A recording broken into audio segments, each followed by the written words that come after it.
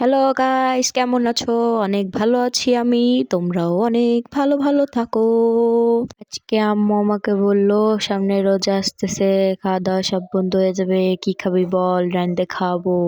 আমিও দায় দাবি সব সাইডে দিয়া কইছি, মা একটু চাইনিজ রান্দা খাওয়াও। এই দকু টাকাটা সব শুরু হয়ে গেল, রান্না বাড়াও সব শুরু।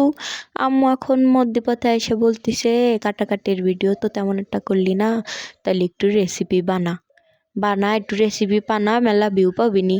আজকাল দেখতেছি আমার মার গরজ বেশি ভিডিও বানানোর।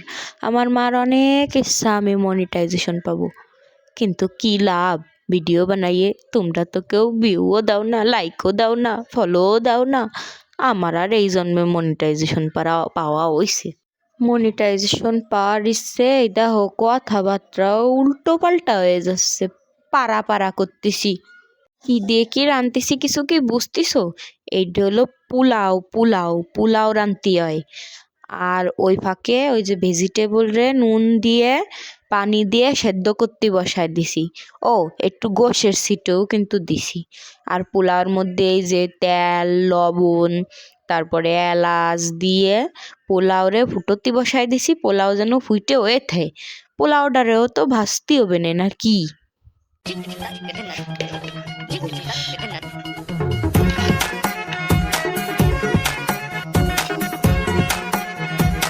এই যে এই ভেজিটেবলটা বানাচ্ছি, এর মধ্যে একটু এরম খান্ডা খান্ডা পেঁয়াজ কাটতে দেহু, ভারী স্বাদ লাগে। একটু চিনিও দিও, সুপেরটা ভাব কবে না, মেলা ভালো লাগবে না। ও শুকনো মরিচও কিন্তু দিছি। এরপরে ওই যে নুন টুন দিছি। এবার কাউ দিয়ে এই যে কি ডাইলে দিলাম, কেউ আবার দুধ মনে হলো না, এটা কিন্তু ওই যে কর্নফ্লাওয়ার পানি দিয়ে গুইটে ঢাইলে দিছি, যেন একটা গ্রেভি গ্রেভি ভাব আসে। তুমি কি জানো না, তুমি কি বোঝো না, তোমারে জীবনে এমন জ্বলে। এইবার এই যে দেখো শুকনো মরিচ আর হচ্ছে গোলমরিচ সুন্দর করে বাইটে নিতে হবে না কিন্তু, আর গুঁড়ো গুঁড়ো রে। গোশের মধ্যে লেবুর রস, ওই গুঁড়ো, নুন, ঝাল, আদা বাটা, রসুন বাটা, একটু চাট মশলা টশলা দিয়া ভালো করে মাহাইয়ে এটারে ম্যারিনেট করতে থুয়ে দিবানি, বুঝছো?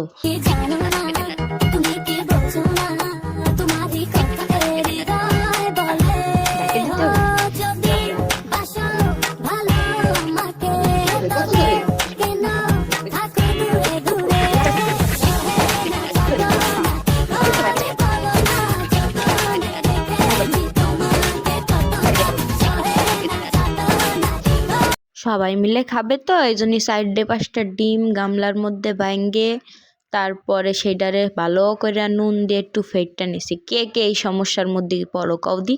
চামচটারে থুইছি শরৎ করে গামলার মধ্যে ধুয়ে গেছে। তেলটারে একেবারে উগল বুগল গরম দিয়ে টর্নেডো জ্বরের মতো খালি গুঁড়োতে হবে না কোরের মধ্যে, বুঝছো? গুঁড়োতে দেখো একদম ঝরঝরা হয়ে গেছে ডিমটা ঝরঝরা হয়ে গেলে এটার একটু লাল লাল করে বাইজে নিবা। বাইজে এটারে একটা গামলায় উঠাইয়ে এরপরে যত প্রক্রিয়াকরণ আছে সব কিছু তারের মধ্যে দিবা। যেমন পেঁয়াজ, মরিচ, বাড়তি একটু মশলা টশলা সব কিছু দিয়ে নেবা, বুঝছো? এরপরে ওই পোলাও ভাত কাটারে দিয়ে ডক মতো একেবারে মাহাতি হবে। আমি তো মাহাতি পারি না, হাতে ব্যথা রে, এই জন্য আম্মুরে কইছি, মা তুমি একটু মাহাই দাও। ও আবার ডক দেওয়ার জন্য কিন্তু একটু গাজর, একটু মটরশুঁটিও দিছিলাম। শুরুতে দেই নেই কিন্তু একটু গলে যাবে না, এই জন্য শেষে দিছি। এই ধর ডিমটা ডাইলে দিছে, তার মধ্যে আবার এখানে নিয়ে খাইয়ে লাইছি। মটরশুঁটিটা দিয়ে যখন গটবে না, তখন এর ভিডিওটা না করতে একটু মনে ছিল না। আমার মা কাছে যত নাড়বি তত বেশি মজা লাগবে। ও এর মধ্যে আবার গোশের প্রক্রিয়াকরণ শুরু হয়েছে না। এই যে হচ্ছে আটা ময়দা, তার মধ্যে ওই বাটা মশলা দিয়ে, নুন দিয়া, জালের গুঁড়ো দিয়া, আর একটু ওই আদা বাটা টাটা দিয়ে শেষে ওইটারে ভালো করে করছে, কি করছে, মাহাই শেষে তেলের মধ্যে দিছে, দিয়ে নাড়ছে। এই সময়টা হচ্ছে মটরশুঁটি দিছে। আমি একদম ভুলে গেছি মটরশুঁটির ক্লিপটা নিতে। ডুবো তেলে যে এই সুন্দর করে মা গোসকান বাঁচতিছে, এখনই গালে পানি চলে আসতেছে। আমার মনটা কাছছিল একটা চুরি রে খায় থুই, কিন্তু কি আর জন প্রতি হিসেব করে রান্দা হয়েছে। আমার জন্য 3টে আর সবার জন্য 2টে। আমি 2টে খাইছি আর একটা থুয়ে দিছি। দেহ দি কি সুন্দর রাইন্দা দিছে আমার মা। এই কি শ্বশুর বাড়ি গেলে পাবা, যত আবদার বাপের বাড়ি মার সাথে কইরে যাও, নয় কিন্তু আর পেট ভরবে না নে, খাতিও পারবা না নে। শ্বশুর বাড়ি গেলে কবে না কোন বড় লোকের বিটি। আচ্ছা যাক, এবার একদল ছাল ফাল এসে কবে শাশুড়িরাও তো খারাপ হয় না, না শাশুড়িরাও ভালো হয়, থাহো তাই তোমরা। আজকে এই পর্যন্তই। দ্বিতীয় কোনো রান্না বান্না রাখলে আমারে অবশ্যই জানাবেন। টাটা, আল্লাহ হাফেজ।